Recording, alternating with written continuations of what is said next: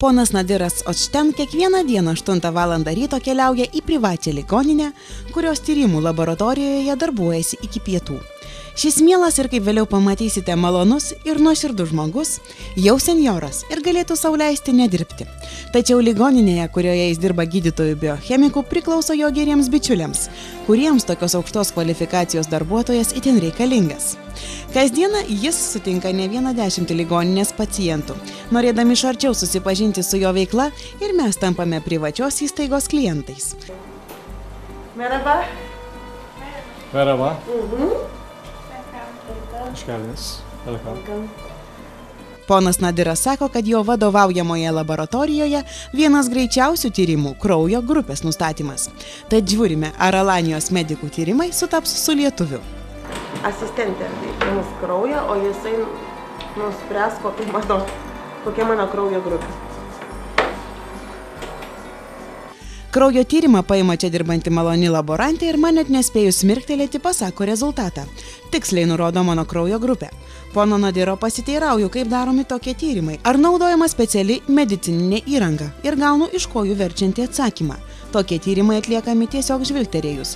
Pasižiūri į ant štai tokios keramikinės plytelės užlašintą kraują ir reagentą ir jau aišku, kokia jo grupė. O jeigu kyla neaiškumų, tuomet ponas Nadiras sėdasi prie mikroskopo ir išlavėjusią akimi mato tai, ko nematome mes, paprasti žmonės. Susižavėję greitų kraujo grupės nustatymo būdu, skambiname lietuvių medikams. Pasirodo, Lietuvoje kraujo grupė nustatoma lygiai tokiu pačiu būdu. Bet reikėjo nuvykti į Alaniją, kad sužinotume, jog medicina visur yra medicina. Vis tik smalsu, kas gali tapti privačios gydymo įstaigos klientais. Gal čia gydymas toks brangus, kad jį sau gali leisti tik pasiturintys?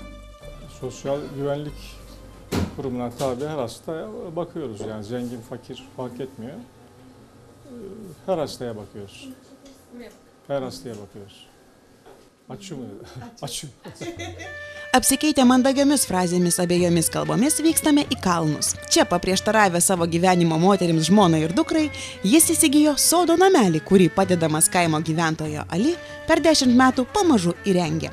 Matydamos, kaip pono Nadiro valdos akyse gražėja, jos vis dažniau užsuka pasidomėti, ką gyvenimo vyras ir tėtis veikia aukštai kalnuose. Jo užsiėmimas išties vertas dėmesio. Būdamas biochemiku, ponas Nadiras susidomėjo natūralaus muilo gamybą.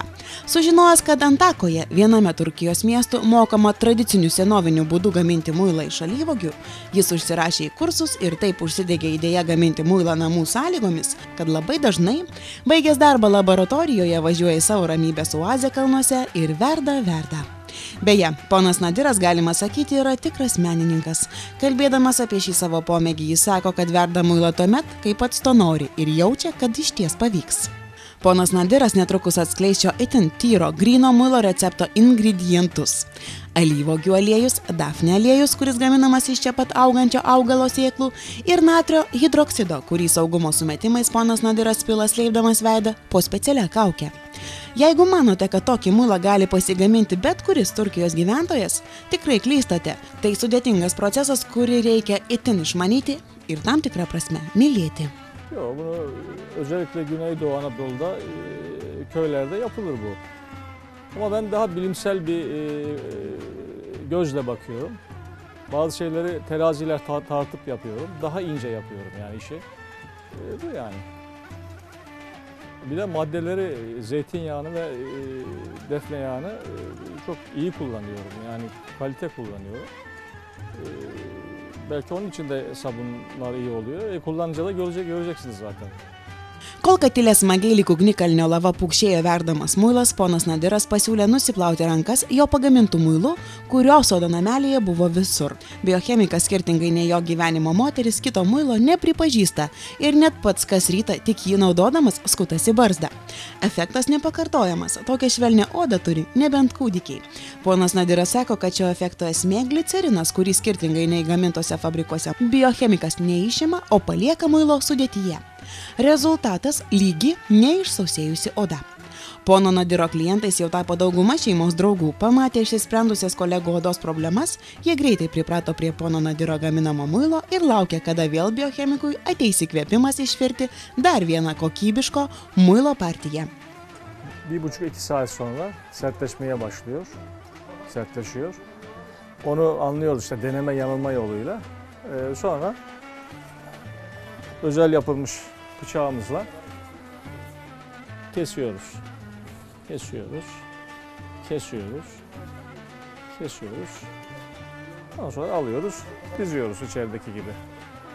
Kurmasını bekliyoruz, o kadar. Pasakysime tiesą, kiekvienas mūsų įsigijome po kilogramą tokio muilo ir jau išdalinome draugams ir pažįstamiems. Daiktai greitai atranda kelią į mūsų buitį ir jei jie kokybiški, pasilieka ilgam.